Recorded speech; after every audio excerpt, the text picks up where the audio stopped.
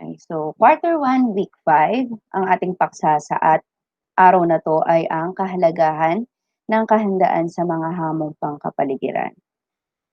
So, magbigay ng mga maling kilos ng mga tao na nagiging sanhi ng sakuna o paglala ng mga isyung pangkapaligiran para mas mapadali dahil napagdaanan natin ang isa sa malalakas na bagyo ngayong taon, which is ang bagyong Ulysses.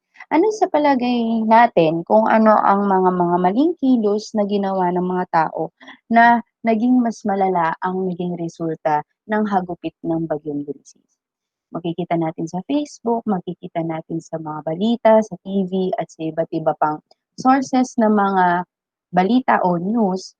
Yung iba, hindi sila naging handa, hindi maayos ang impormasyon na kanilang natanggap, kaya hindi nagkaroon ng span ng paghahanda ang mga tao. Nagkulang din sila sa mga kagamitan upang ma-rescue ang iba't ibang mga tao sa iba't ibang lugar, lalo na sa Region 5 at sa Region 2, which is yung Cagayan, Tuguegarao, pumunta tayo sa Catanduanes. Yung mga yan ay isa o ilan sa mga lugar na masidhing naapektuhan ng Bagyong Ulysses.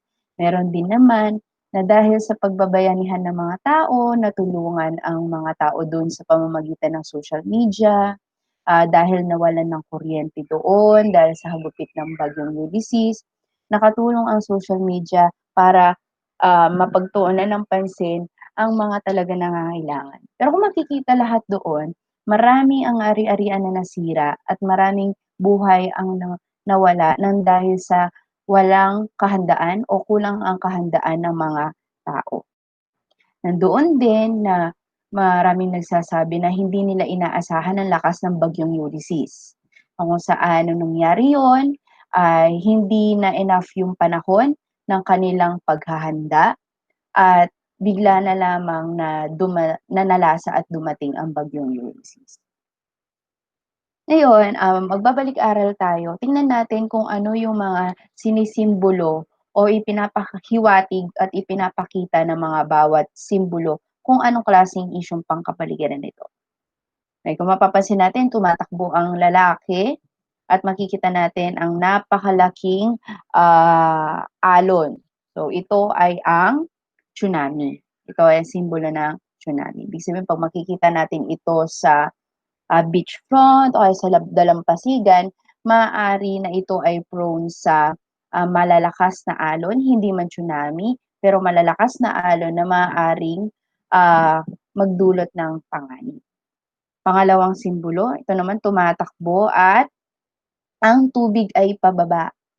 Ibig sabihin, maaaring ito ay ang simbolo ng pagbaha o flash flood. Ang flash flood, na-discuss na natin sa mga nakaraang ating talakayan, ang flash flood ay masidhing pagbaha. Hindi na kakayanin ang taas ng level ng baha.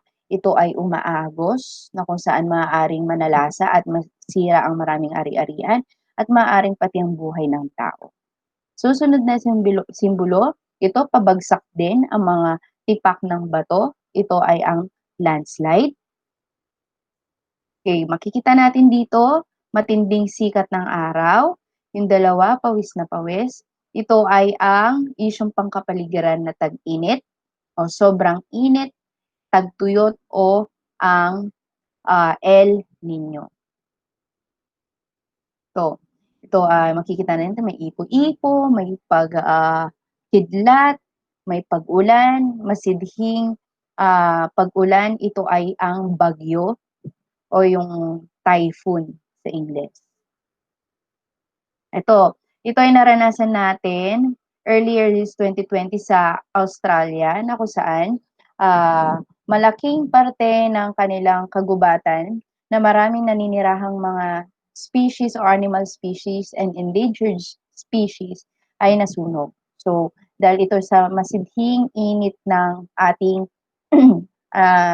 masidhing init ng kapaligiran, kaya nagawa nitong magdulot ng apoy na nakasunog sa malaking parte ng Australian forest.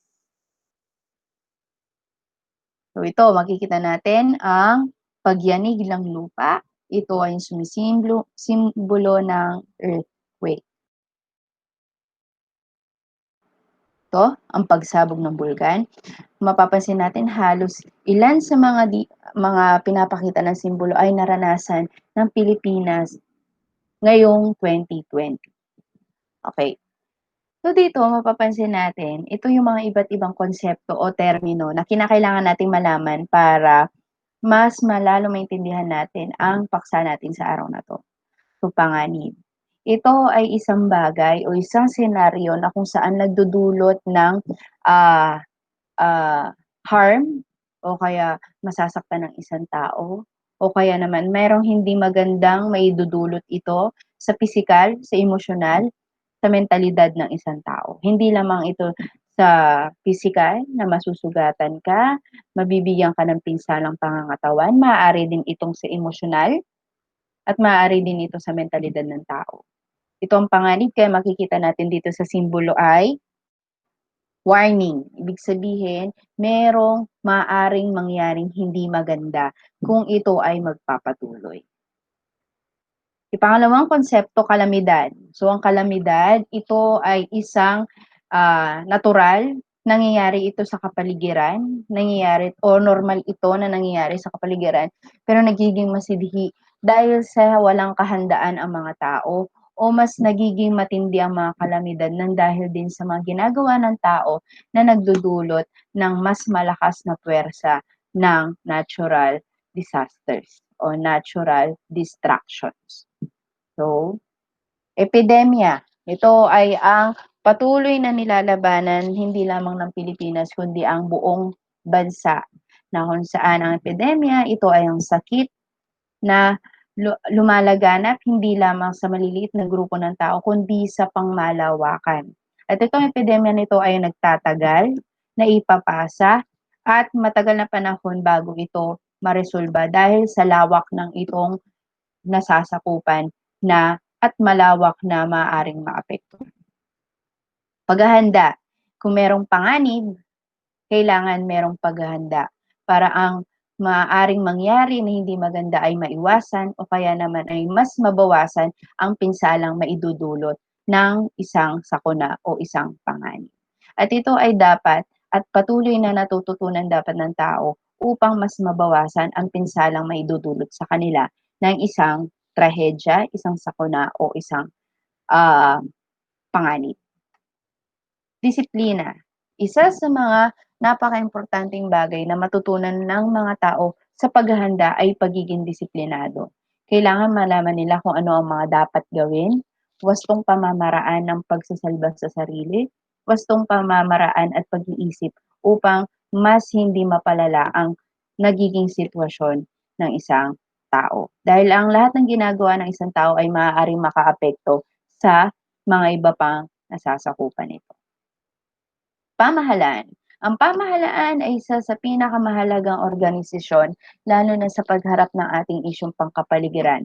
Unang-una dahil ang pamahalaan ay ang may mga tao o merong mga tao na gumagabay sa mamamayan upang mas mapalawig ang kaalaman, mas matulungan ang maraming mamamayan na maaaring maging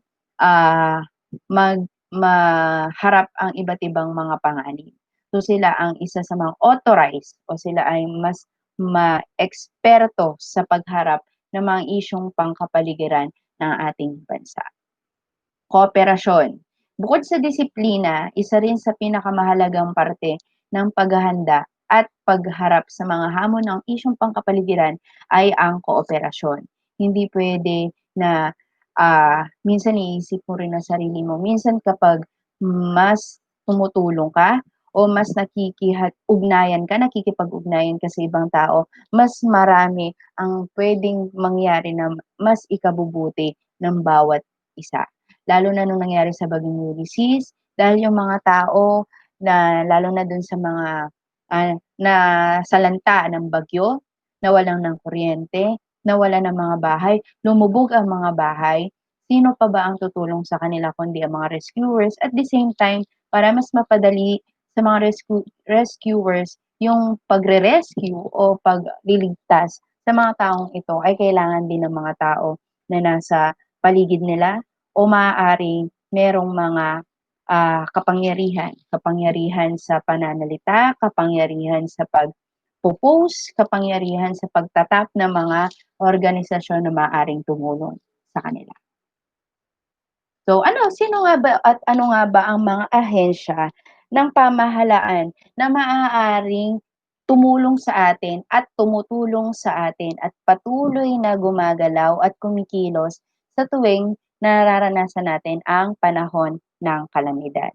Unang-una, ang NDRRMC or DRRMC. Pag pupunta naman tayo sa lokal, LDRRMC, ito ay ang organisasyon na mas kilala bilang Disaster Risk Reduction Management Council, wherein pag sinabi natin risk reduction, sila ang tumutulong sa bawat tao, sa bawat mamamayan, bawat pamilya, bawat estudyante, at bawat parte ng lipunan na mabawasan yung maaaring panganib na maranasan ng bawat isa. Sila ang nagtuturo sa atin kung ano at paano natin paghahandaan ang isang bagay na hindi natin inaasahan. Kaya minsan sa eskwela, nagkakaroon tayo ng earthquake drill, fire drill, nagkakaroon tayo ng disaster risk reduction plan. Meron tayong pupuntahan sa tuwing makakaranas tayo ng lindol. Meron tayong checking ng mga buildings, mga bagay na nakakapinsala sa eskwelahan. Isa ito sa mga programa at mga ginagawa ng mga tao sa organisasyong ito upang mas mabawasan ang maaaring panganib hindi lamang sa eskwela kundi sa bawat parte ng ating lipunan. Pangalawang organisasyon, ang Philippine Atmospheric Geophysical and Astronomical Services Administration o sa madaling salita ay ang PAG-ASA. Sa tuwing merong bagyo, sa tuwing hindi maganda ang panahon, sa tuwing merong paparating na malakas na pag-ulan at pagbagyo, ang una nating tinitingnan ay ang PAG-ASA. Sila ang authorized na magbigay sa atin ng impormasyon tungkol sa pagbagyo, tungkol sa estado ng magiging estado at estado ng isang bansa sa tuwing merong parating na bagyo. Sila ang nakakapag-check, sila ang nakakapagbigay ng babala sa atin kung gaano katindi at kung gaano katagal at kung kailan darating ang bagyo. At dahil sa kanilang mga babala, mas napaghahandaan ng mga mamamayan ang pagdating at pananalasa ng iba't ibang klaseng bagyo. Susunod naman ay ang Philippine Institute of Volcanology and Seismology. From the word volcanology and seismo, lupa, ito ang PHIVOLCS. Kung tayo sa PAG-ASA, kapag may bagyo, ito ay ang pagbabala ng mga pagdating ng pananalasa ng mga bagyo. Ang PHIVOLCS naman ay nakakaalam sa aspeto ng pagsabog ng bulkan, paglindol. Sila ang nakakapagbigay sa ating babala kung meron pang aftershock, gaano katindi ang lindol na ito, ano ang maaaring maging resulta nito, ano pa yung mga parte ng ating bansa na maaaring maging panganib sa tuwing magkakaroon ng lindol, sila naman ang magbibigay sa atin ng mga babala. Susunod naman ay ang Philippine Information Agency. So kung mapapansin natin, pag sa cellphone natin, di ba, nung Typhoon Ulysses, yung nagkaroon ng pagsabog ng Bulkang Taal, makikita natin automatic merong may information na makikita natin doon sa cellphone natin. So, minsan doon sa mga Facebook pages, sa mismong website nila, yung mga nag-i-inform mismo sa mga TV station, yung pangkalahatan na nagbibigay ng impormasyon tungkol sa mga iba't ibang isyong pangkapaligiran ay ang Philippine Information Agency. Ito ay ang sentro ng impormasyon na nagbibigay at nagpapakalat ng impormasyon sa iba't ibang parte ng ating bansa. So, Department of Social Welfare and Development o DSWD, dahil hindi pa rin natin maiiwasan na may mga taong apektado ng iba't ibang isyong pangkapaligiran. Isa ang DSWD na tumutulong sa mga iba't ibang tao na nasananta ng bagyo, na apektuhan ng iba't ibang natural distraction. So sila ang nilalapitan, sila ang kumakalap ng mga iba't ibang impormasyon,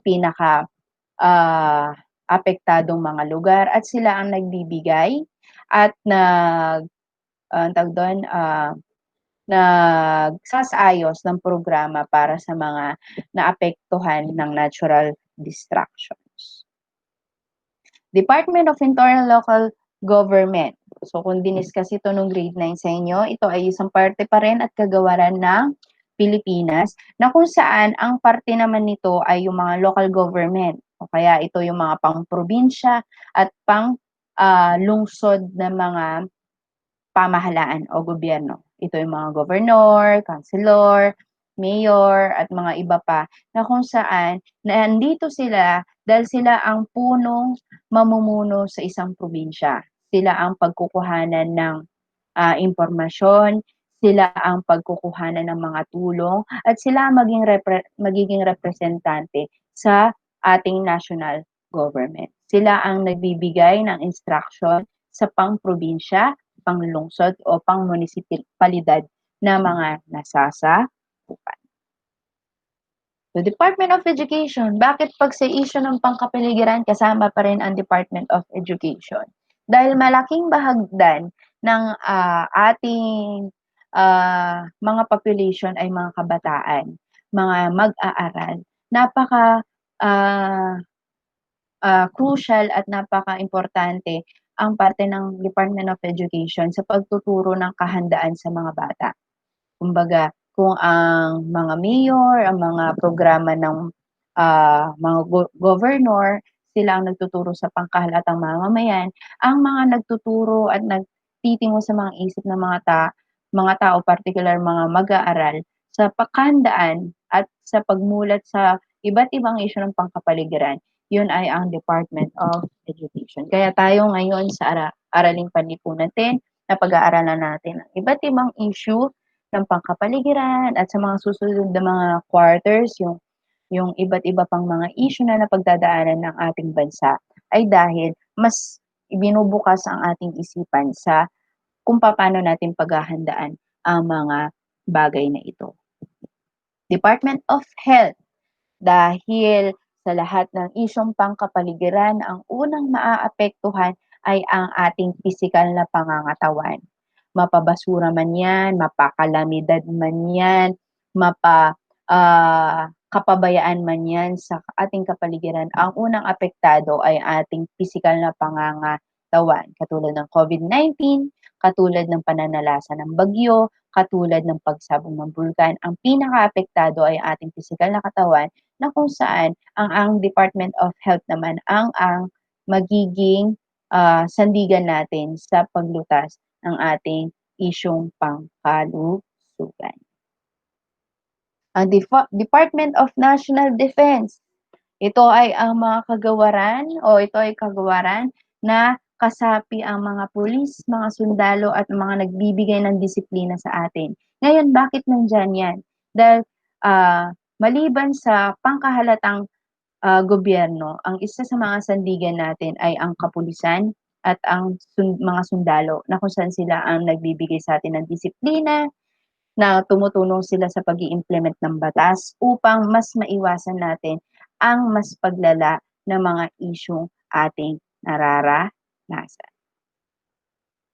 Department of Environment and Natural Resources. Dahil ang ating first quarter ay tungkol sa isyung pangkapaligiran, ang pinakamahalagang kagawaran na kung pinag-uusapan natin ang issue na to ay ang Department of Environment and Natural Resources. Sila ay ang ating sandigan sa kung paano natin mas mapapangalagaan ang ating kapaligiran at upang mas maiwasan natin ang mas malala at mas matinding mga pwedeng maranasan natin na may kaugnayan sa isyung pangkapaligiran. Sila ang nagpapatupad ng mga batas na meron kaugnayan sa ating kalikasan. So, palalimin natin.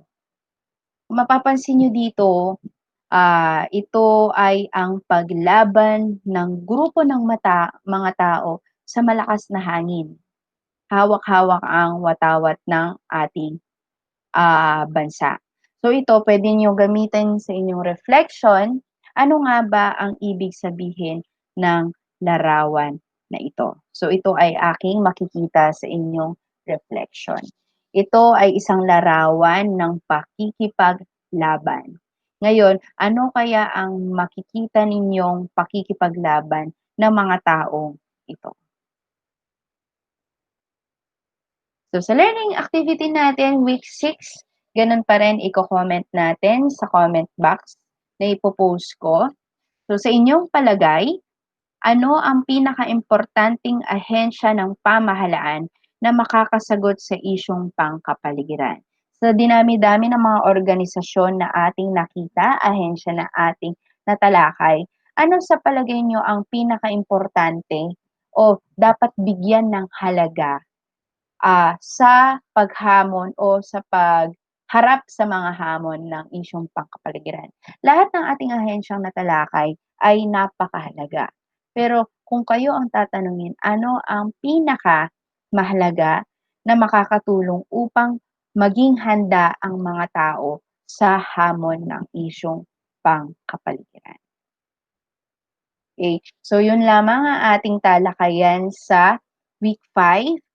Maaari na kayong gumawa ng reflection paper. At the same time, you will answer the learning activity week 6. Thank you, grade 10, and God bless you.